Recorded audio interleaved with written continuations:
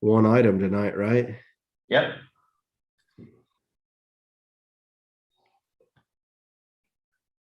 Well, I'd like to welcome everybody out tonight's Planning Commission meeting. I'm Chairman Thomas. I'll be conducting tonight for the January 19th, 2022 Planning Commission for North Ogden City.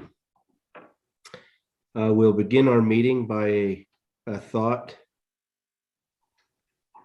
I can't read that. Hold on. There we go. We begin our meeting by a thought or invocation from Commissioner Barker, following which will be led in the Pledge of Allegiance by Commissioner Nancaro. Commissioner Barker. Hey, thank you. Our Father in heaven, we begin this Planning Commission meeting. We're grateful for this opportunity to be of service to North Ogden City, and as may help us in our discussion to be able to have an open mind and a clear mind to be able to understand and learn those and do those things which would be best for the city, and be able to listen to people as they present their ideas. And we say, "Saint Jesus Christ, Amen." Amen. If you could please join me for the Pledge of Allegiance. I pledge allegiance to the flag of the United States of America and to the republic for which it stands, one nation, under God, indivisible, with liberty and justice for all.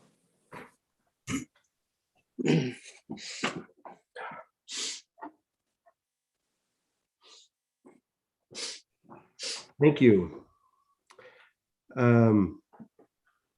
I can't see if everybody is on a roll call. Is everybody in attendance tonight? Looks like we are all here.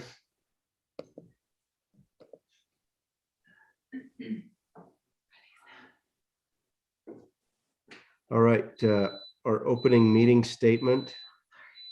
Scott, do you have that in front of you? You could read that. I don't have a copy here. Yep, I do. Or do we have any public with us tonight? No, there's nobody on. Oh, then I guess we can forego the opening meeting statement. Okay. Any ex parte communications or conflicts of interest on tonight's agenda with any commissioners? No. All right, public comment. And you'd mentioned there's no public tonight, John? Correct. All right. Well, we'll just go ahead to move into our administrative item number 5. Subdivision Ordinance 2020-19. Consideration and action on an administrative application for final plat approval of the White Rock Subdivision Phase 2, which is 18 lots, located at approximately 1401 East, 3100 North. Presenter will be Scott Hess. Scott? All right. Thank you. Thank you, Chair Thomas and Planning Commission members. Thanks for being willing to join us on Zoom tonight in these continued unprecedented times. And we'll plan on this for the next few weeks. Also, we'll just make a mention that this actually will be Lisa Arner's final meeting with us. This will be the end of her term. And so at the end, again, appreciate her time that she spent with us on the Planning Commission and appreciate that. So one item tonight, I'll jump into it. We have the final subdivision plat approval for White Rock Subdivision Phase 2, 18 lots. This subdivision received preliminary approval back in, well, maybe Warren has it, but it's 2000 or so, and 2000, late 2001.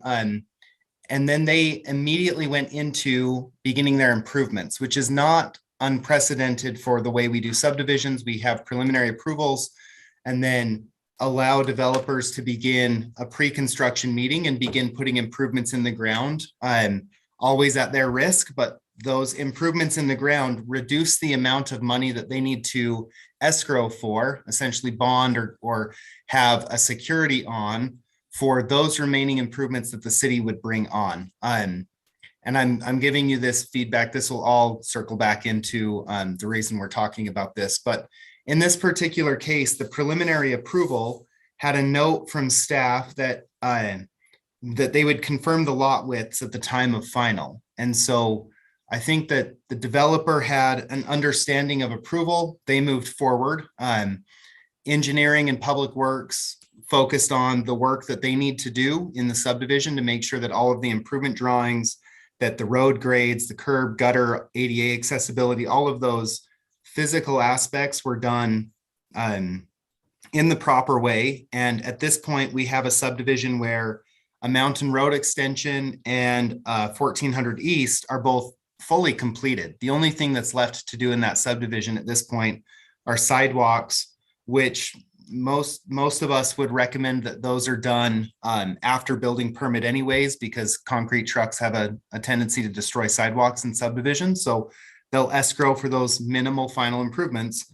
But what we realized at the final plat approval stage is that these 18 lots, some of them don't meet the lot width requirement of 100 feet for the HP2 zone. So we want to be upfront with that. We want to notice that, there's mistakes happen and we accept those. And at this point they have, really it would be an estoppel argument that basically they spent money in good faith. They went down the road with an understanding of an approval and got to a point where I think at this point to ask them to rip out tens of thousands or $100,000 worth of infrastructure, potentially lose a lot, move lot lines, would be difficult. And the city could have certainly tried to take that position.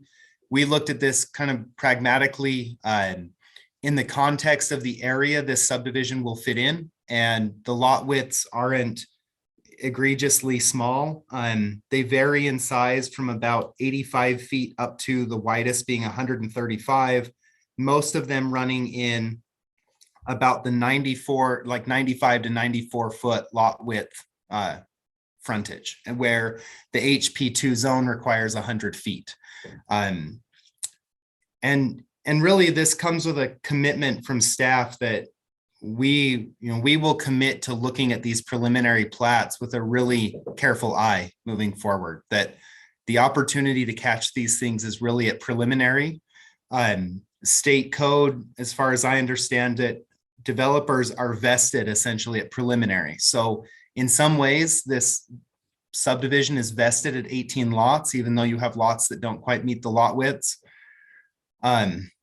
But it's just a commitment from staff that we will bring fully vetted preliminary plats forward, especially knowing that the code change for Title 11 and 12 will come with this process that we're at tonight being an administrative one handled by staff. So we want the Planning Commission to have weighed in, seen really what the end product is going to look like, short of maybe some minor tweaks, and just make that commitment. So at this point, developers gonna, we have questions? Yeah, sorry, I'm unclear. This is Brandon.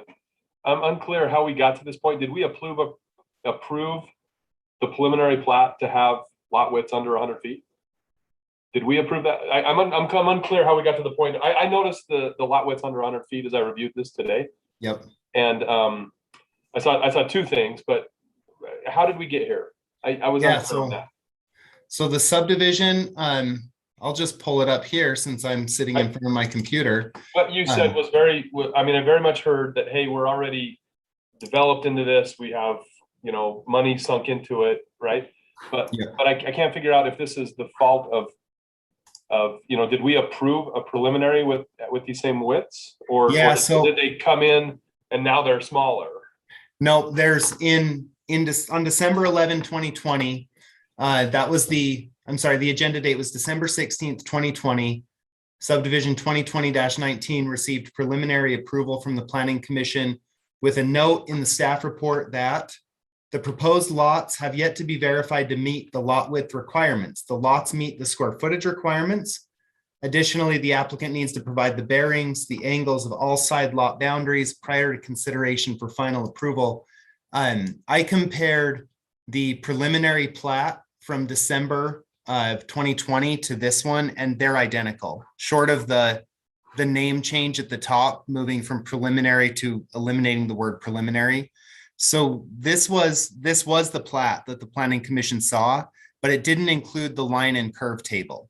So you would have had to scale it and put a scale to it and pull down those lot widths.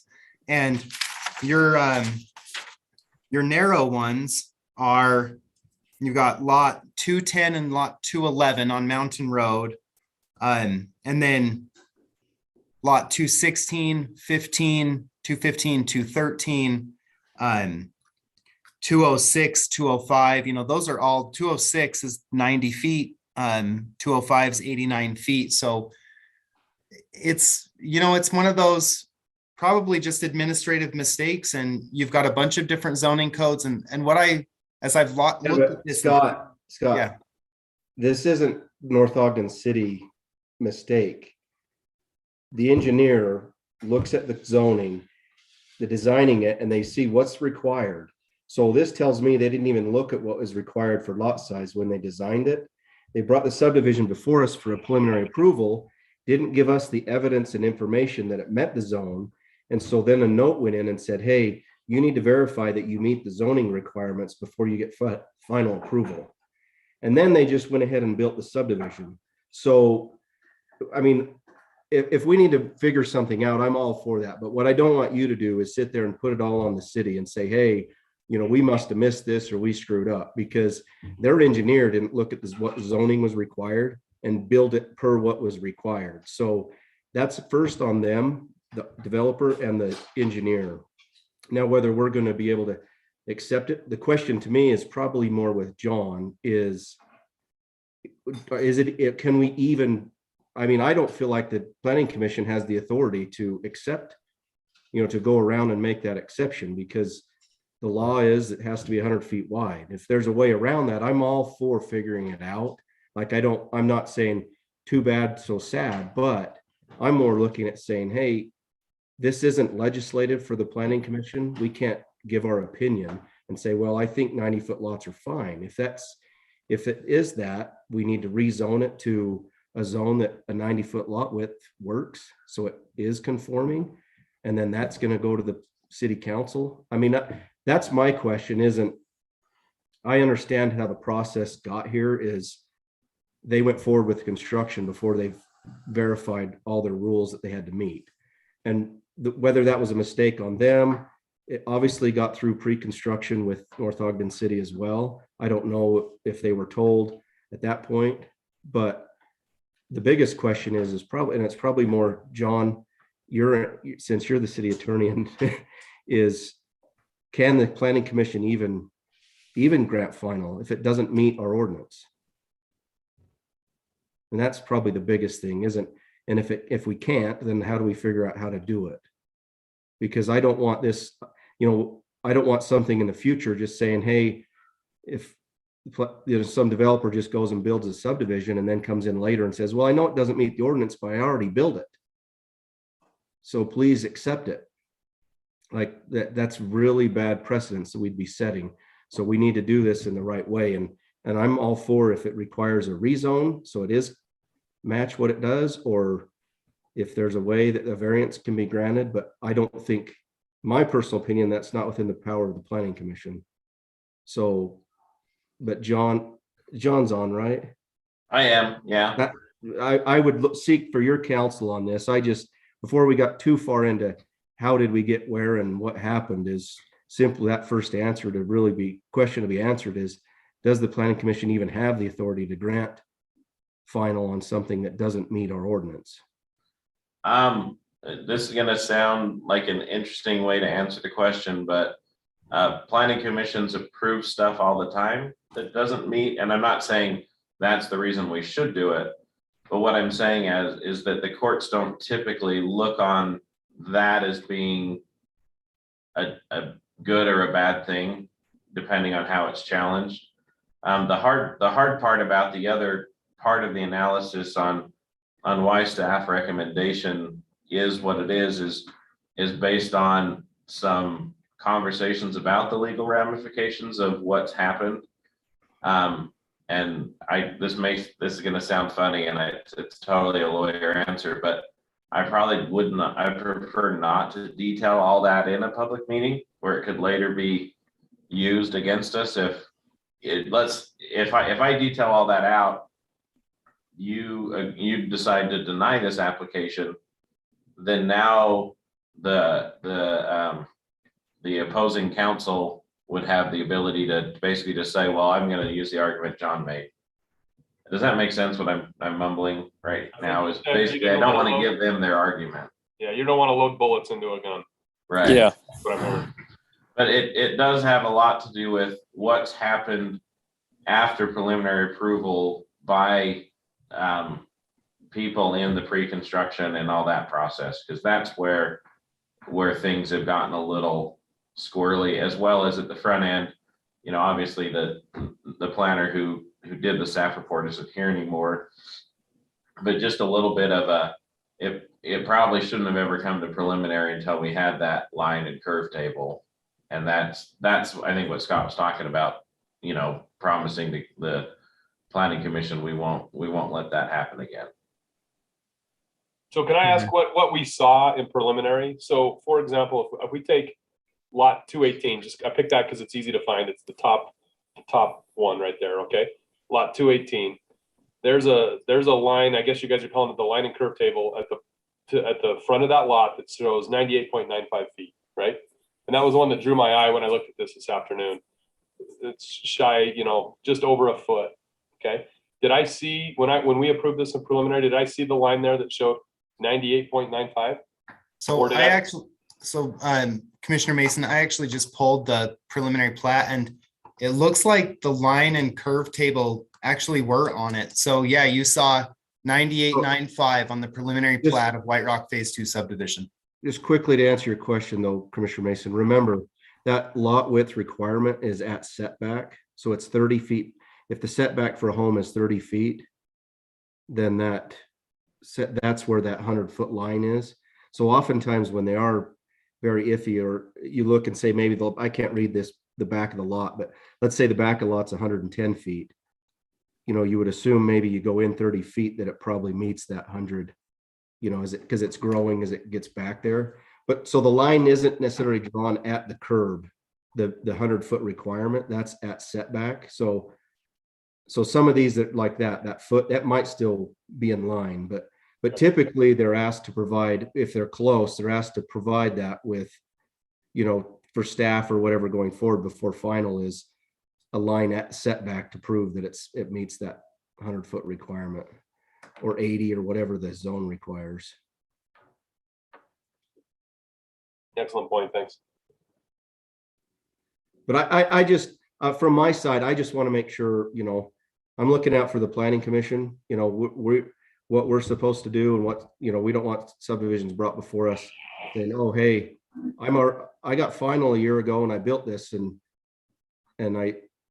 now it doesn't meet, or it didn't really meet, but because I was supposed to do a few things between final or preliminary and final, and we will please do it anyway because I spent a bunch of money like that has to be totally removed, because, you know, but that's why I asked John. I guess I look at it as, if you guys have discussed this and John, you know, you feel, because I understand, and maybe, I guess, since I understand the process, maybe I ought to explain it to the commissioners just in case. But so you get in the building of the development, you get your preliminary, or whenever you're going to do construction, the city has to review the engineer drawings, accept them. You have a pre-construction meeting, which is with all bodies of the city, the public works, the sewer department, the water department, the streets department, and all of that.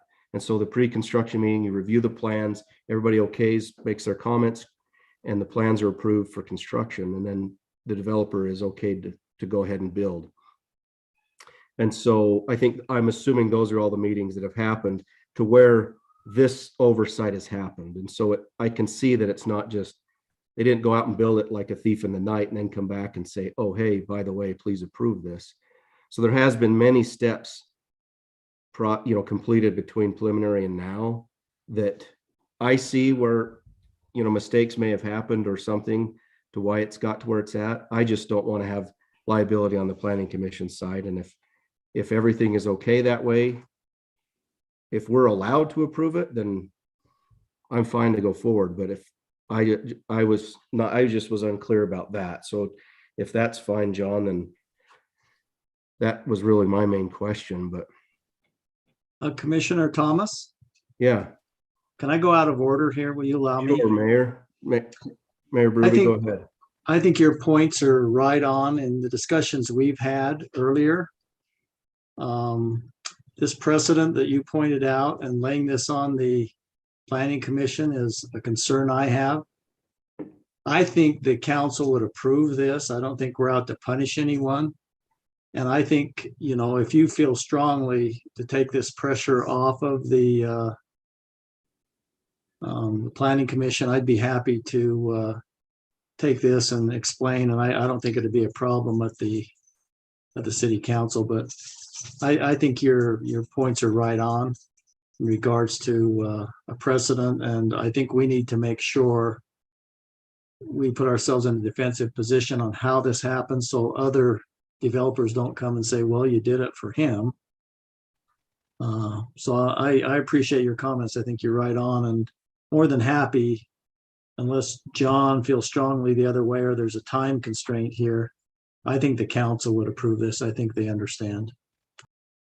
And Mayor, this is, there's a time constraint in that the developer has a buyer on the line, and they were unfamiliar with the final plat process. So they were hoping to record this subdivision last week, and we noticed that there was no final plat completed, and did some work to get this on here in a kind of expedited manner. So maybe that's neither here nor there, but from the developer side, which I sent an email to Alan to see if he was going to attend, and haven't heard back from him, but it's just something for your consideration, or the planning commission's consideration.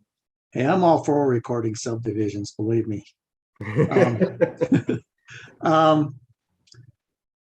Eric, what do you want to do? We historically, we have the reputation that we work with people at North Ogden City, and I want to continue that. I don't have a problem working through this and making sure it's, we're okay with that. My concern was I didn't want to open that, we're always concerned that, we open a crack in a door somewhere, and then somewhere down the road, it comes back and bites us.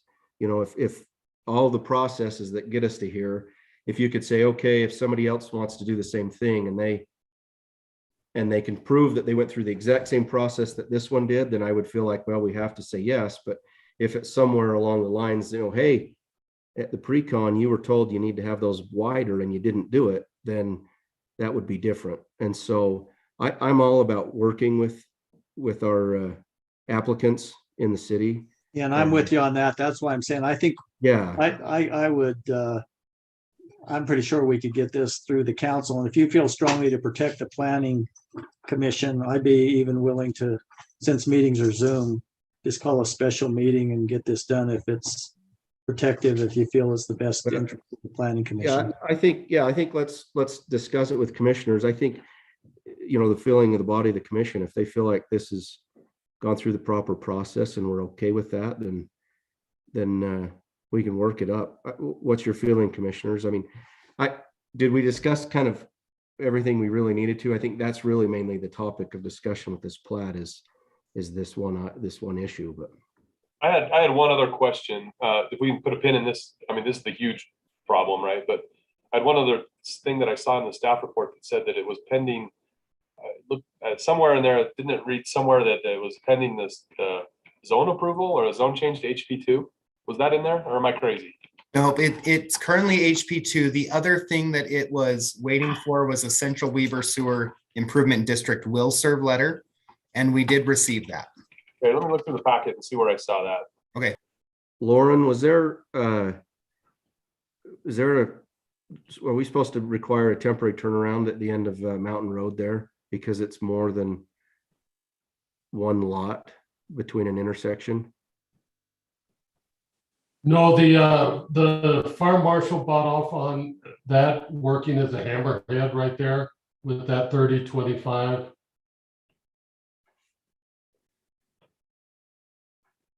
So that they have sufficient to make their moves, so. Okay, so I'm referring to page 10. There's a more colorful like Google Earth photo on there that has trails and stuff like that. I don't know if we have that. You can pull that up on the screen. Page 10 of our packet.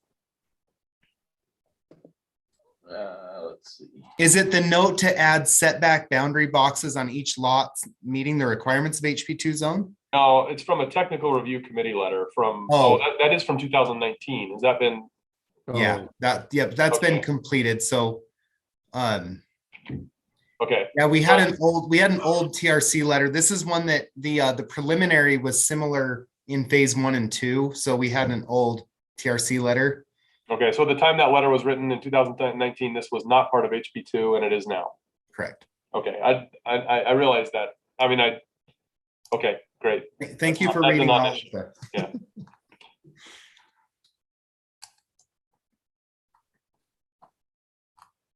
So Lauren, are you, the fire marshal was okay with 3025 north being the hammerhead, but that's not recorded on the plat?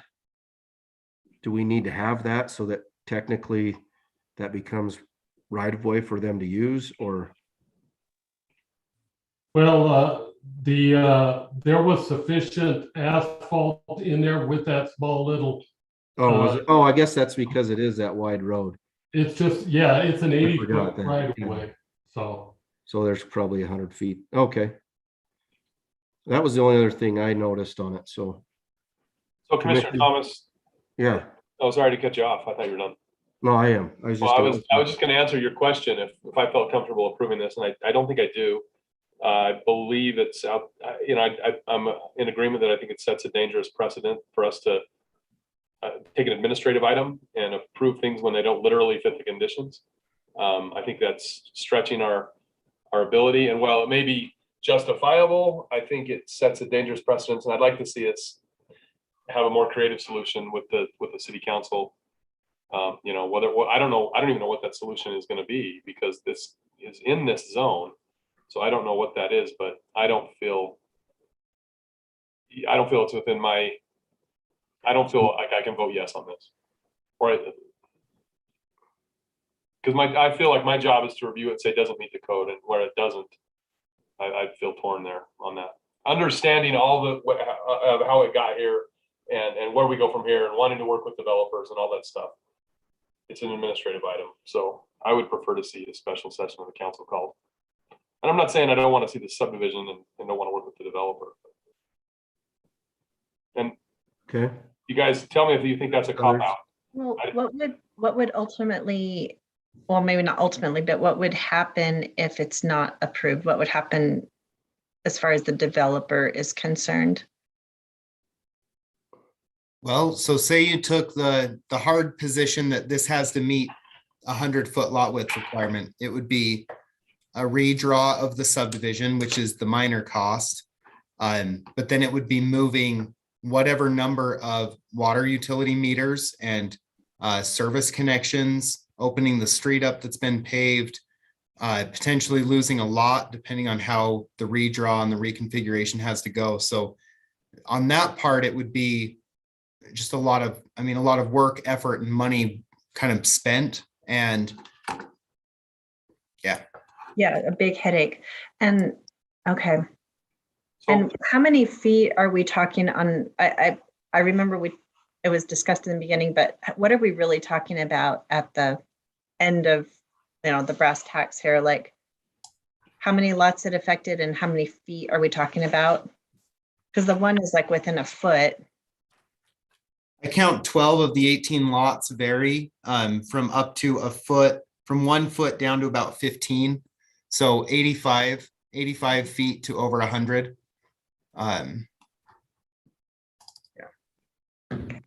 So I'd like to explore the option possibly of where I think declining it. And the staff's point was well received by me that, we don't want to open ourselves up to legal implications or whatever that may come with declining it. What if it were tabled, allowing an opportunity for the city council to convene and then we could revisit it? Would that just slow the process down unnecessarily? Yeah, John, what would you, I think if the planning commission doesn't want to make the decision on it, then we would defer that decision to the city council. Where we're the land use authority, John, do they still have the authority to approve it, or would it have to come back to us? So I think that technically it would need to come back to you. And so maybe the way that would be best to handle it is if you recommended, if the council can find a deal that works, then it's approved, but basically make it contingent on the council and the developer resolving the issues. And then that would allow it to go to the council, but also not come back to you. So basically approving it with condition that the city council has to weigh in on the inappropriate lot sizing and make a final decision on that. Yeah. You know what, I could be okay with that, because at this point I'm with Commissioner Mason, I'd say no. If you want to go the route that John just described, I can work with that. Okay. Yeah, I think the route John just described sounds reasonable and efficient. It seems to me that there's some responsibility on both the side, if I'm interpreting this right, the side of the city as well as the side of the developer. And ultimately, no one wants to see the developer have unreasonable expenses, tear up a road, things like that. That being said, I think it should be noted that the developer also has a benefit here of, getting, at least one additional lot out of this. So there's a financial benefit to the developer here as well. I think that should be noted.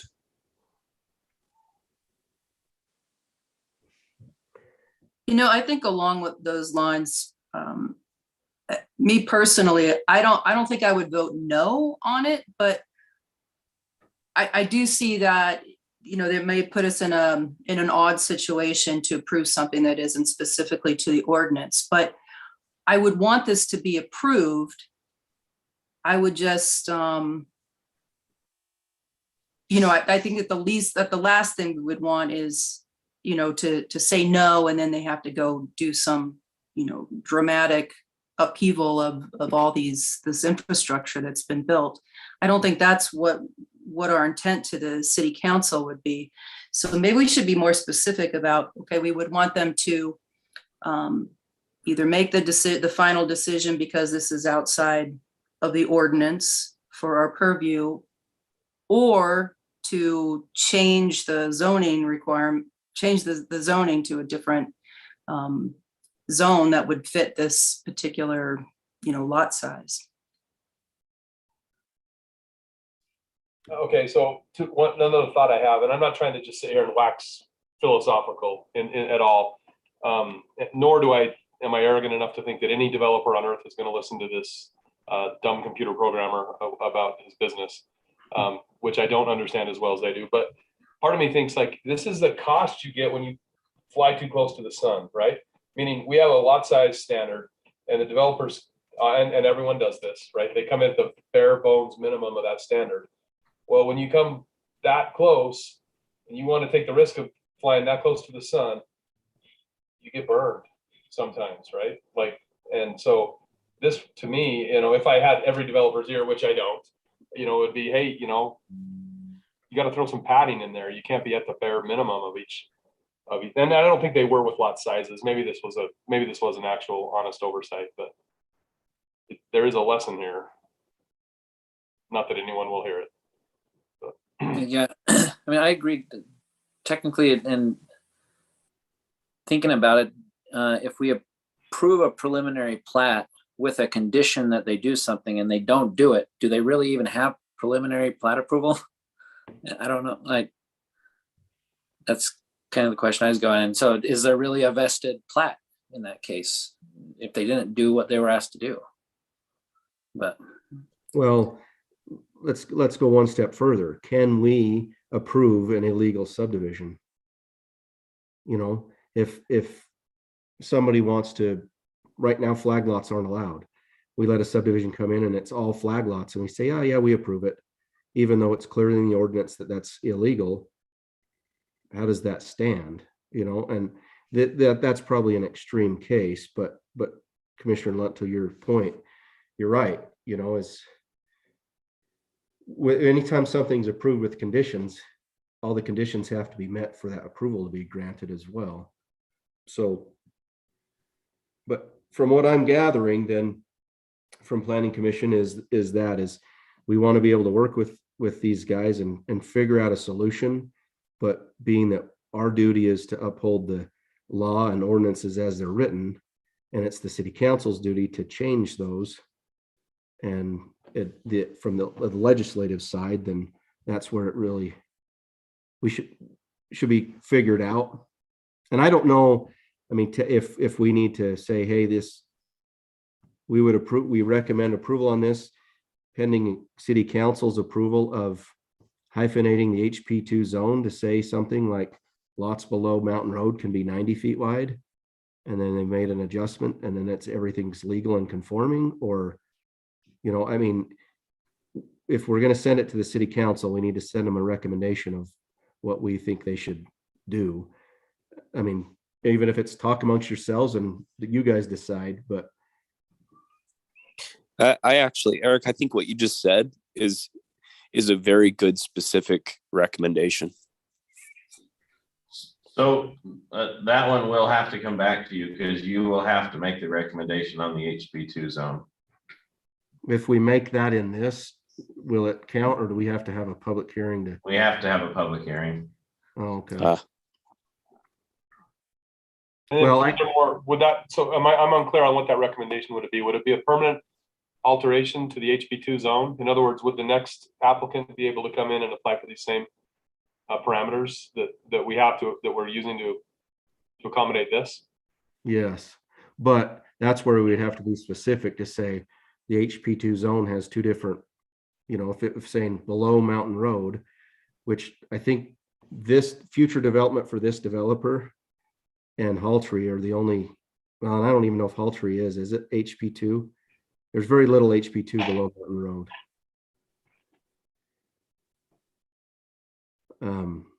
So some way to make it conform, but yet, I don't know. I really probably lean more on John with your recommendation of what you feel like should do, and Mayor, if you know you feel like this.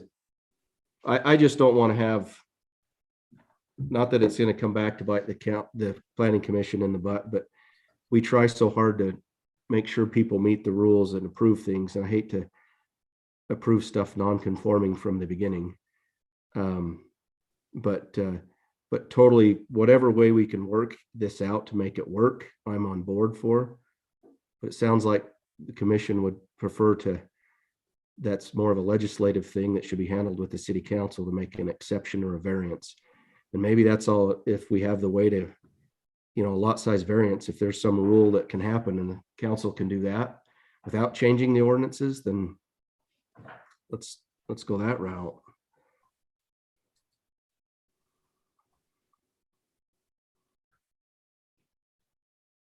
Thoughts? Why am I thinking about changing the ordinances just to meet this? Because all of a sudden down the road, we're setting another precedence to change another ordinance to meet somebody that got a mix up or didn't follow through the way they should have with the preliminary approvals. I hate the thought of that's kind of like a slippery slope to me. Do we have it on the books, John, to do a variance that the council can do a variance without having to go to a hearing officer or any of that kind of stuff? No, the special exception, I believe specifically says they can't vary lot widths. So I have been texting one of my land use attorney friends who operates as a hearing officer, and his opinion is that with you as the land use authority, if you believe there's a valid estoppel argument, which is what we're talking about with the approvals from staff for construction and things like that, that it is within your rights and ability to approve the subdivision, that you wouldn't be exceeding your powers, because you're allowed to take all laws into consideration, including those that a court would use. Okay. Well, based on that information, then that's how I truly feel is we've gotten into a sticky situation here from both sides, missing the mark a little bit, which I believe, and I think it's been mentioned that there is some fault that could be pointed at the city for missing a couple things. And with that being said, it gives us the authority to approve this. Then that would be my recommendation to the commission is we move with that recommendation, legal advice in mind, and that should be able to keep us from creating a precedence.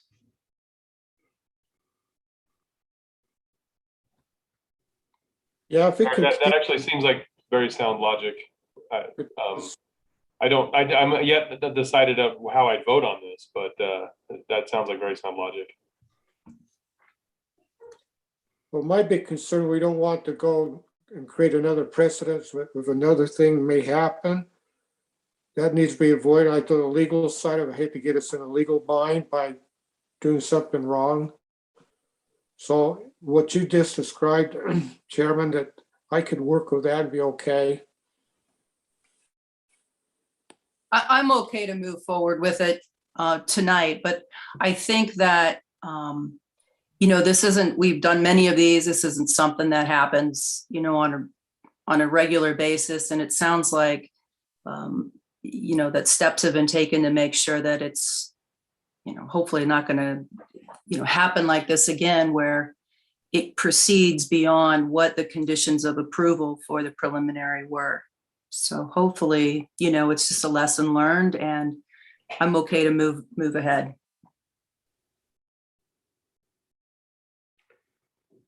Okay. You want to make a motion?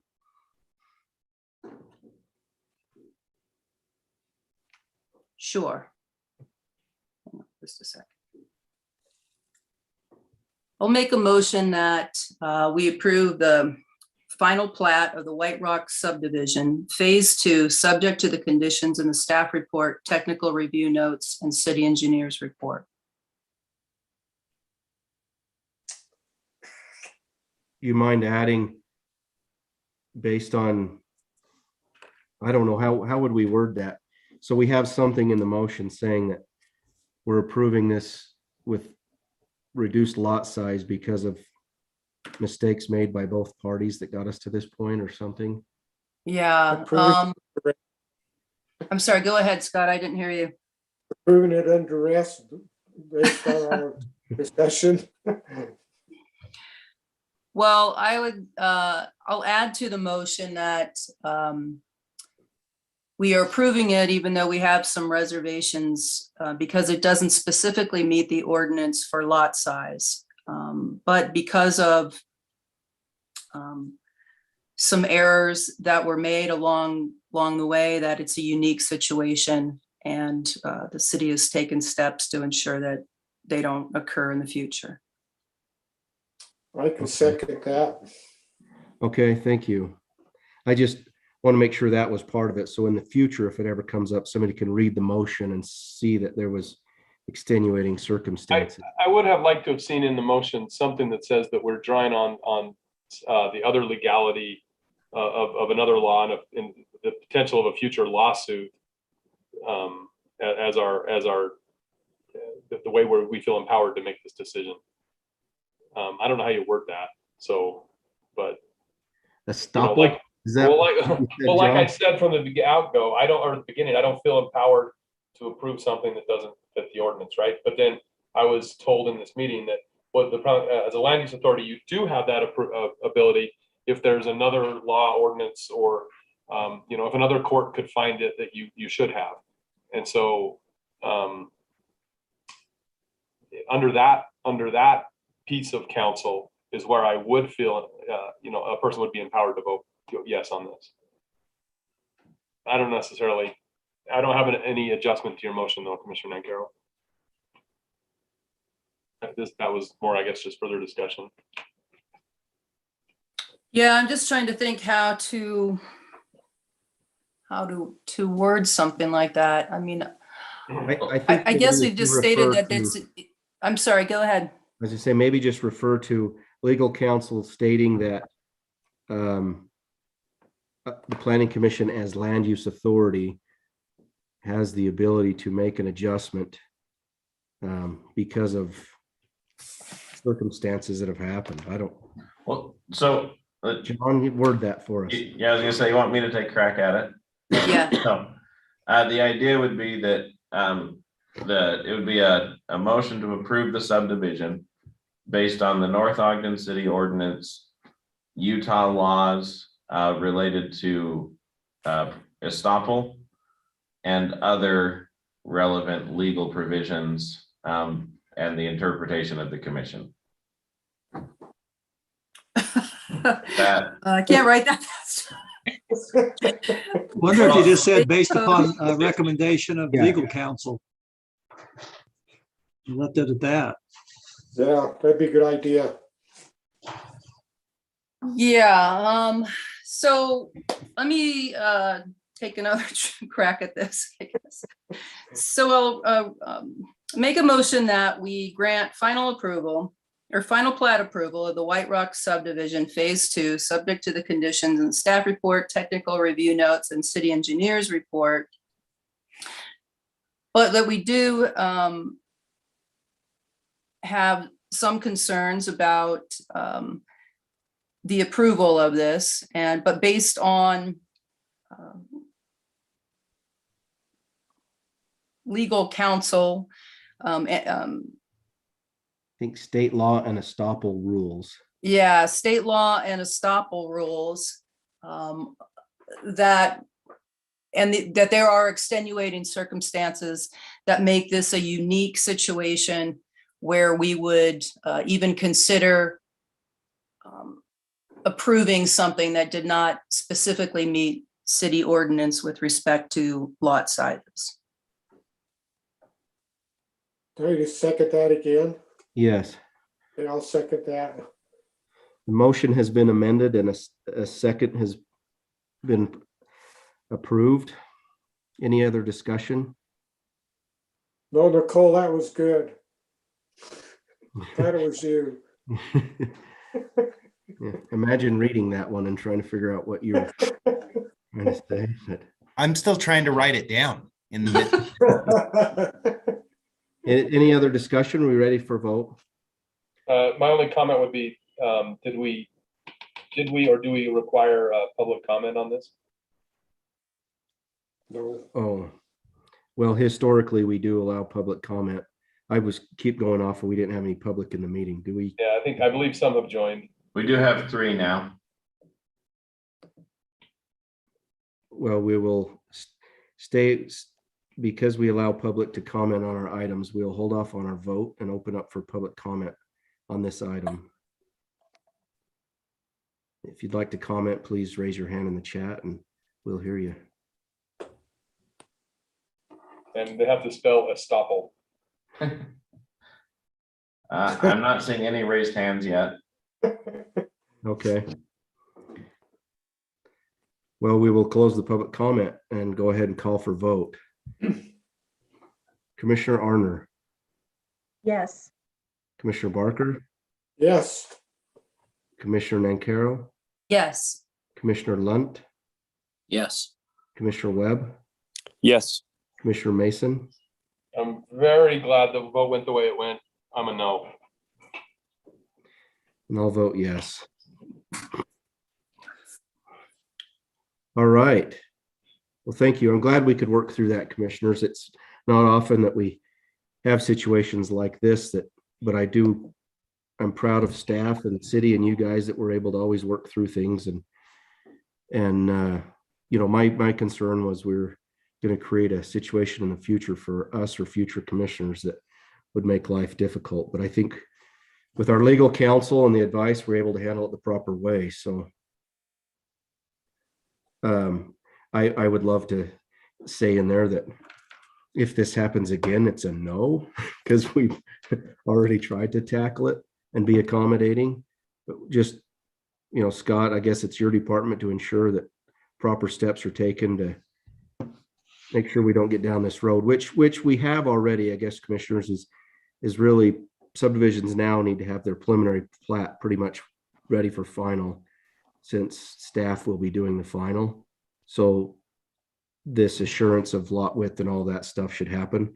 I'm just really disappointed in the developer's engineer that didn't even address that, essentially look at that or they did and said, well, let's try 90-foot lots and see if they'll bite off. But, I can't even fault the developer. He's hired a professional to design his subdivision, and not saying sometimes that stuff gets overlooked. Mistakes happen. I just hope they learn we got okay with one. So any other comments from commissioners? No. Okay. Scott, anything else for us? Yeah, just a note that we had 5 residents apply for the planning commission position that will be with Lisa's vacating that position. No decision has been made yet, but we have held the interviews with those, and we've had a discussion with the mayor, who will be reaching out to those folks who were at the top there. And I'd imagine that we're hopeful to get somebody in, if I can get them their hour of training and a decision made for the first meeting in February. And that's all that staff has. Okay. Good luck, Lisa. Thanks, Scott. Thank Yeah. you all. Appreciate your years of service, Commissioner. Oh, Riley. I really appreciate all of you. I thought December was the end of my term, so I'm glad I could be here a little bit longer. You just But wanted an encore. that's month. right. I'm like, I'm leaving. No, this time I really am saying goodbye. So, but no, I hope to see all of you around, and feel like we're friends now, and it's really been cool and very learning experience for me. So I do have one question that, if any of you know, I have a group of kids, high school kids, like boys, that are wondering if there's a service project they could do for North Ogden, like for a community service, like cleaning up something, I don't know. I think, Yeah. yeah, reach out to the parks. Who handles that, John? So Parks and Rec typically coordinates all of that for the city. And so I can reach out to you, Lisa, with their contact info, and they always have a good list of kind of that Eagle Scout project type project, which is probably what you're talking about might fall into. Yeah, kind of like, how applying for universities, they always want to see that community service, and Yeah. maybe they could have some type of group and do something for the city or something. So Yeah. okay, that'd be great. Thanks, John. If Ryan would have won a couple basketball games, I would have written that off as service, but That's right. yeah, our team was just kind of okay. Well, Thanks Mayor, for everything, Lisa. Thank you. Thanks, Nicole. Appreciate all Mayor, of you. since you're with us, Mayor, you have any comments for us? Yeah, thanks, Eric. First of all, Lisa, thank you so much for your service to the city. And hopefully we'll be able to formally recognize you as part of in a council meeting to thank you. But thanks to all the commissioners. These are, difficult decisions, and I appreciate your thoughtful attention to working through things and making decisions that'll affect our city. So just thank you so much. Thank you. Thank you, Mayor. John?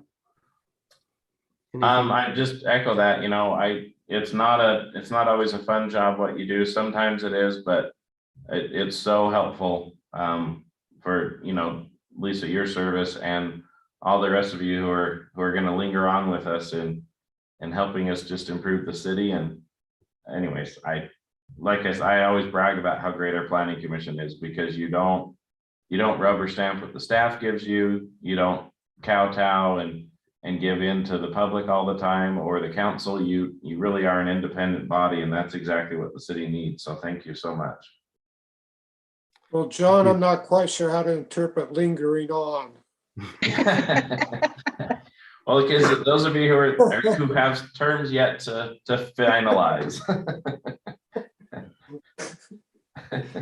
And Eric, I would just say one more thing. If you have some time, I would like to talk to you about the applicants, just get a little bit more insight Okay. before I interview them. So if you could just shoot me a text and let me know when you're available. Yeah, let me look at my schedule. I probably got some time tomorrow, Mayor. We can Okay, just chat. let me know. Okay. Thanks. Depends on if I get the body aches back. I'm mid-COVID right now, so. Oh, Join the club, my friend. Join the club. I know, I'm knowing more people that have it than don't have it. Yeah, hmm. and more people I talk to are they're like, oh yeah, I have it. And I'm like, well, why are you out working still? Everybody's gonna get it anyway. That's They're following Stuart Adams' example. yeah. Right. Well, I've been exposed at least 4 times really well, but haven't got it yet. Well, That you good. know of. Yeah, that's right. All right. Well, thank you, everybody, for tonight's meeting. Motion for adjournment. I make a motion to adjourn. All in favor? Aye. Aye. Against, I wanted Lisa to motion it. I did. I think we overtalked each other. I had to make my one last grand, Okay, fine, aye. Thank you, guys. Aye. Yeah. Good luck, Lisa. Yeah. Thanks, you guys. Aye.